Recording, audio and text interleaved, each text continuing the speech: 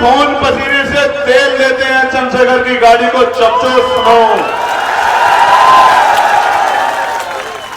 अब फिर कह रहा हूं, मुकाबला भारतीय जनता पार्टी से है। चमचे ऐसा ना करे कि मेरी सुई घूम जाए, वरना चमचों की दुकानदारी भी एक दिन में बंद हो जाएगी। मेरी बात को याद रखना।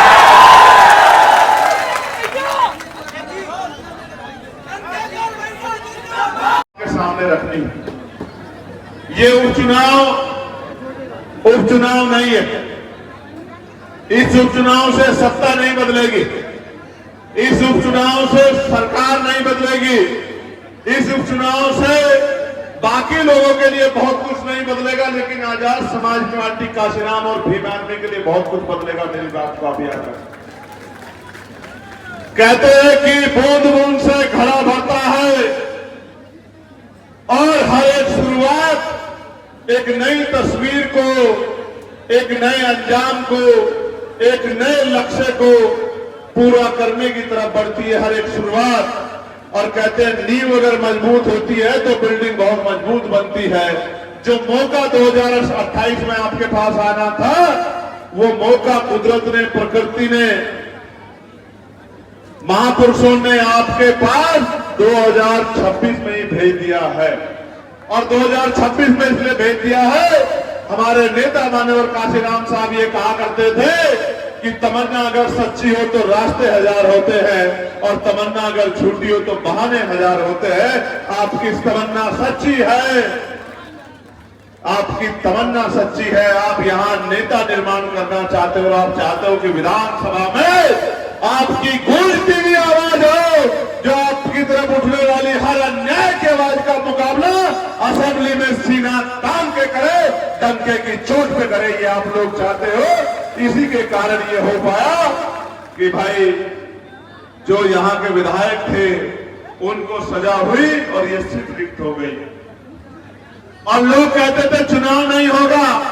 3 महीने पहले प्रभारी जी और पार्टी के और बाकी नेता मेरे पास आए, मुझसे पूछा कि क्या करना है। मैंने कहा कि मेरा दिल कहता है कि दामोदर का संघर्ष और वहां के लोगों का संघर्ष वो जोर मार रहा है। चुनाव भी होगा और परिणाम भी आजाद समाज पार्टी काशीराम के फेवर में आएगा, ये मेरा दिल कहता है। और आज ये जनसैलाब इस बात की गवाही है, ये उन हुक्मरानों को गवाही है जो भोपाल में बैठे हैं। आपको याद होगा, मैं भोपाल में पार्लियामेंट्री कमेटी की मीटिंग में आया था, तो जब मैंने सरकार के कागज पलटने शुरू किए तो वहां के अधिकारियों पे जवाब नहीं था। डीजीपी से लेके और एडिशनल चीफ सेक्रेटरी तक सब लोग जवाब विहीन थे, प्रिंसिपल सेक्रेटरी जवाब विहीन थे। मैंने कर्मचारियों के बारे में पूछा, दलित, पिछड़े, आदिवासी, मुसलमान कर्मचारियों के बारे में कोई जवाब उनके पास नहीं था कि उनको प्रमोशन में रिजर्वेशन का लाभ क्यों नहीं दे रहे हो, क्लास 3 तक क्यों दे रहे हो, क्लास 2 और क्लास 1 में क्यों नहीं दे रहे हो, कोई जवाब नहीं था। जब मैंने पोस्टिंग के बारे में पूछा कि आपने कितने दलित, पिछड़े, आदिवासियों को एसएचओ बनाया है, सीओ बनाया है, एसपी बनाया है, एसएसपी बनाया है, डीएम बनाया है, एडीएम बनाया है, कमिश्नर बनाया है, प्रमुख सचिव बनाया है, अपर सचिव बनाया, तो जवाब नहीं था क्योंकि कागज नहीं थे। कह रहे थे आज जवाब दे देंगे, कल जवाब दे देंगे।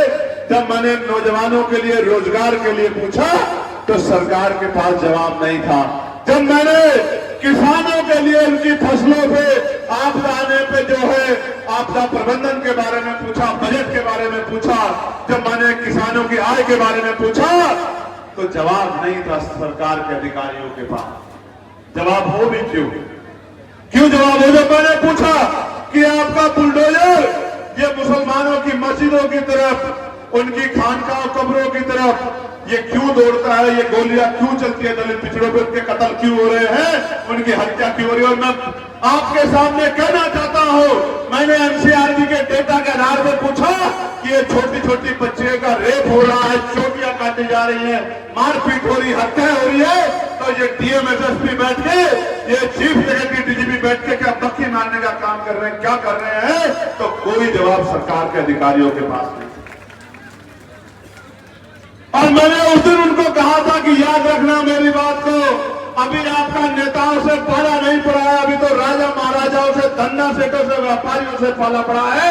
जिस दिन एक नीले पटके वाला आएगा तुमसे ऐसा जवाब मांगेगा कि तुम्हें पता लग जाएगा कि जवाब देना पड़ेगा, कोई छिपा नहीं पाएगा मेरी बात को। और मैंने इस मध्य प्रदेश को करीब से देखा है, इस मध्य प्रदेश में होने वाले जुल्म को देखा है। मेरे आज भी याद है कितना अन्याय बार बार हमने यहां सहा, कितनी घटनाएं हैं यहाँ जिनका मैं जिक्र करूं। मेरे जेब में कागज है, कौन कौन सी घटना का जिक्र करूं, क्या कहूं आपसे, अपना दिल चीर के कैसे दिखाऊं। मैं उत्तराखंड में जाता हूं तो केतन को मार के कील ठोक देते हैं उसके पैर में, और इसी भाजपा की सरकार लग जाती है मुझे वहां जाने ना दिया जाए। मुझे लड़ लड़ के बारिश में 7-7 8-8 किलोमीटर पैदल चल के अपनी बहनों से, अपनी माओ के दर्द को बांटने के लिए मिलने जाना पड़ता। ये दिया है सरकारों ने। मैं जब यूपी में आता हूं तो रायबरेली जाता हूं, जहां मेवालाल पासी को मार दिया जाता है सामंतों द्वारा, उस परिवार को मिलने जाता हूं तो उसके 4 बच्चे, उसकी बेटी आंखों में आंसू लेके उसकी पत्नी मुझसे कहती है कि आपके अलावा भैया हमारा कोई नहीं है, हम पे हमारा ध्यान रखना, हमारी सुनवाई करना। जब मैं वहां से निकलता हूं तो मेरठ जाता हूं, जहां आपकी बच्ची को, ललिता को जो है मारकर तेजाब से झुलसा दिया गया, और उसका परिवार जब 3 दिन पहले आंदोलन करने आया, आपने देखा होगा वहां के तानाशाही अधिकारियों ने कैसे पीट के आंदोलनकारियों को मारने का काम किया, आपने देखा हो। कल मैं जवाब मांगने के लिए वहां भी गया था। मेरे प्यारे साथियों, यूपी में तो हम लोग जुल्म सह रहे हैं, लेकिन जुल्म के खिलाफ लड़ भी रहे हैं और अन्याय करने वालों को सजा भी दिला रहे हैं। लेकिन मध्य प्रदेश में मेरे मन में पीड़ है कि मैं पिछली बार घूम के गया था, संविधान बचाओ यात्रा में आपके बीच में आया था, आपने मुझसे वादा किया था कि भैया आपको खाली हाथ नहीं भेजेंगे, लेकिन पिछली बार आपने मेरा दिल दुखाया, मुझे खाली हाथ भेजा। मैं आपसे पूछना चाहता हूं मेरे पिछड़े वर्ग के लोगों, मेरे दलित समाज के लोगों, मेरे आदिवासी भाई बहनों, मेरे मुस्लिम समाज के भाई बहनों, मेरे संविधान के मानने वाले हर जाति धर्म के भाई बहनों, ये सरकारें कहां अच्छी हैं? इन सरकारों का चरित्र आपने यूजीसी में पिछड़े वर्ग के लोगों देखा था, नहीं देखा था? जब यूजीसी की गाइडलाइन आई थी, जब यूजीसी की गाइडलाइन आई, आपने देखा है नहीं देखा किस तरह की गालियां यहां पड़ी थी? और उससे पहले भी जब आरक्षण की बात हुई थी, 13% होल्ड को खत्म करने की बात हुई, तो पूर्व मुख्यमंत्री को भी किस तरह की मां बहन की गालियां, क्योंकि वो पिछड़े वर्ग से आता था, आपके सामने आपने सुनी। मेरे साथी बैठे हैं, हमारे शर्माते, हमारे जो है महापुरुषों में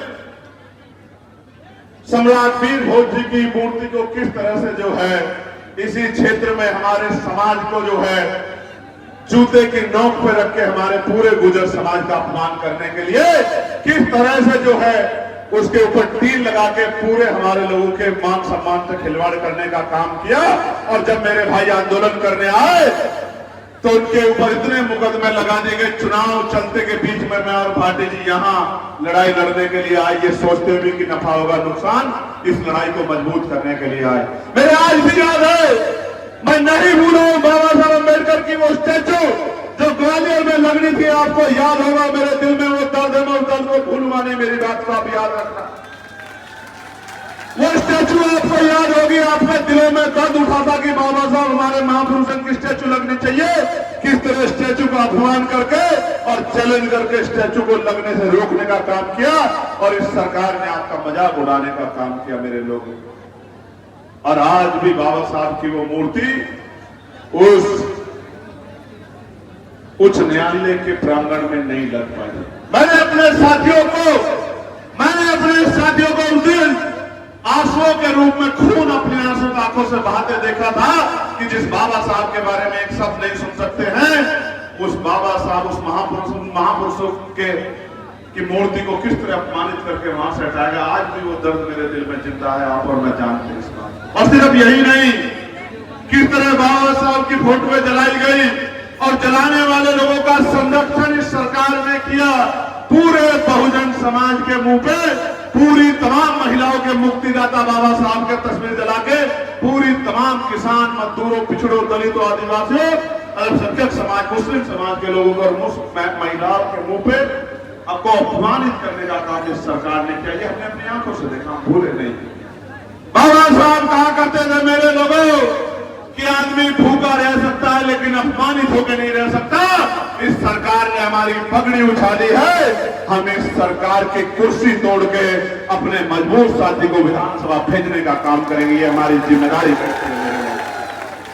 ये लोकतंत्र है मेरे लोगों, आप अन्याय सहते हो, एक दिन मौका मिलता है इसका हिसाब करने का कि जब आप बटन दबाने जाओ तो अपनी पसंद का बटन दबा के उन ताकतों को ऐसी चोट करो कि दोबारा वो आपके खिलाफ खड़े होने की हिम्मत भी ना जुटा पाए।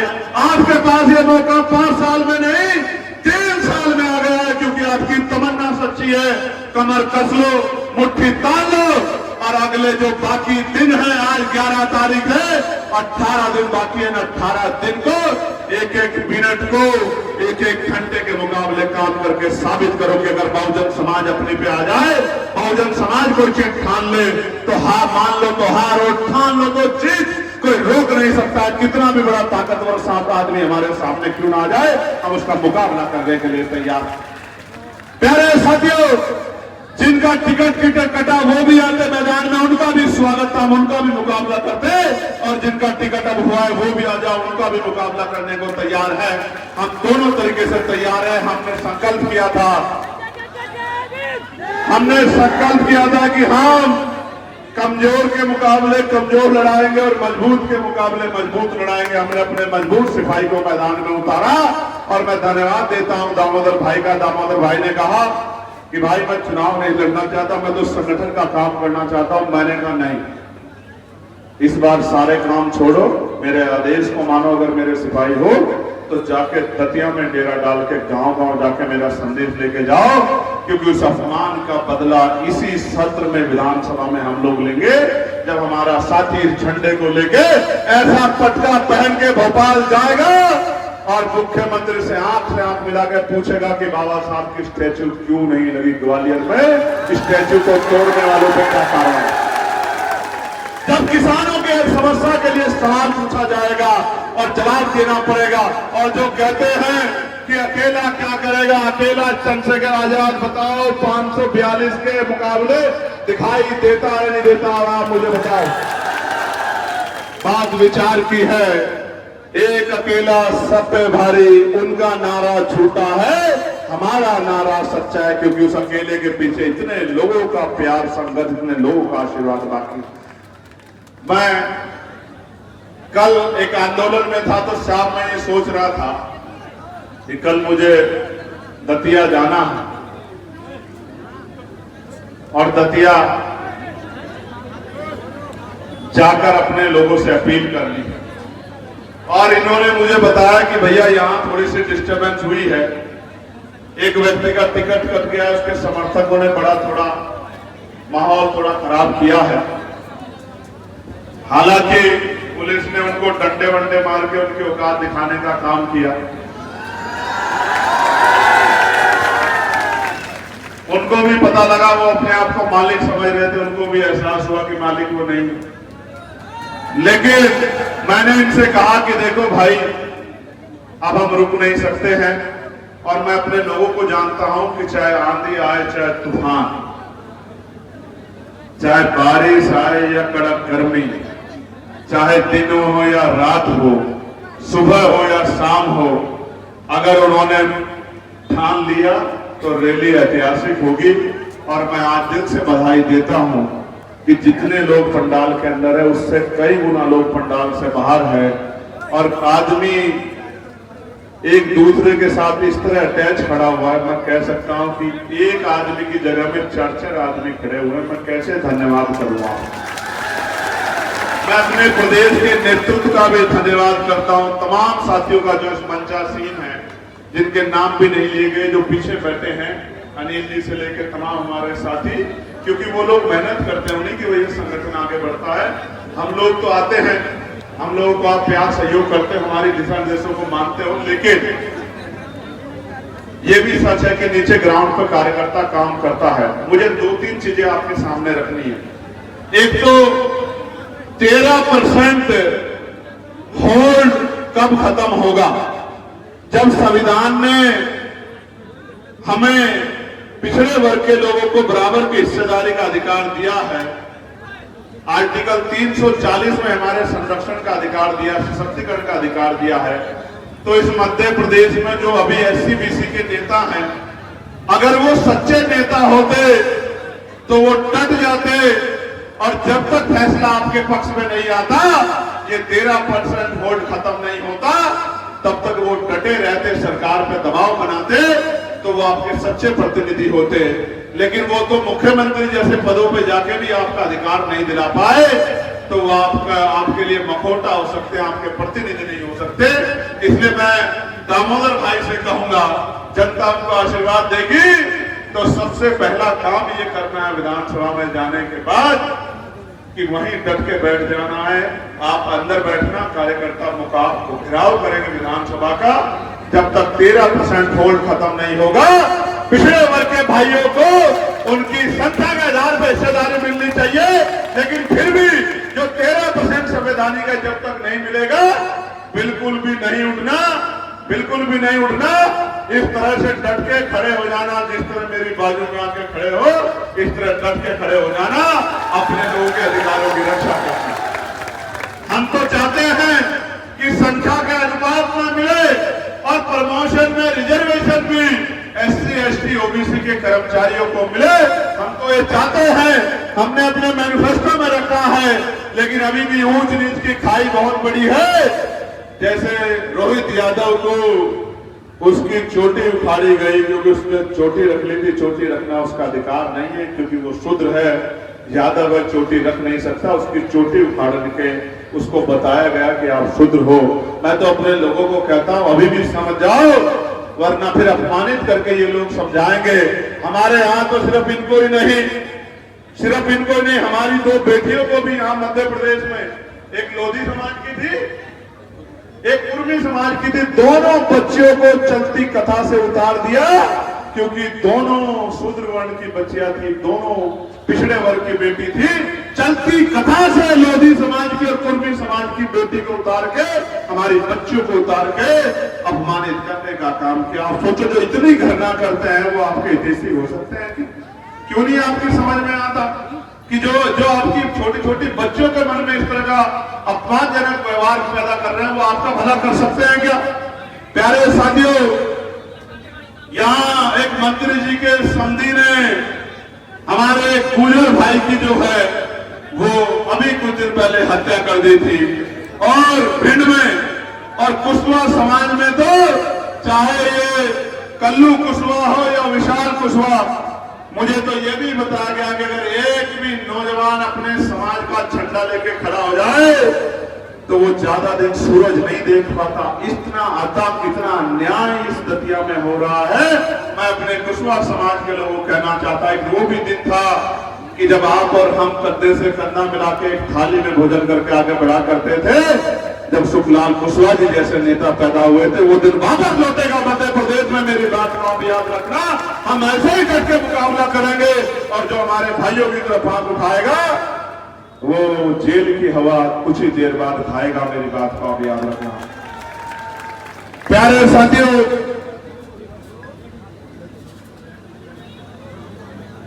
भिंड में जाटव समाज के हमारे भाई को पेशाब जो है वो चटवाया गया।